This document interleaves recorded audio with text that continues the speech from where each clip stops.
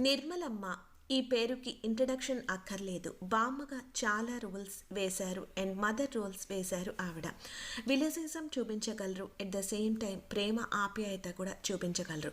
చాలా చిన్న వయసులోనే నాటకాల్లో వేయడం మొదలెట్టారు నిర్మలమ్మ అండ్ డాన్సులు కూడా వేసేవాళ్ళు.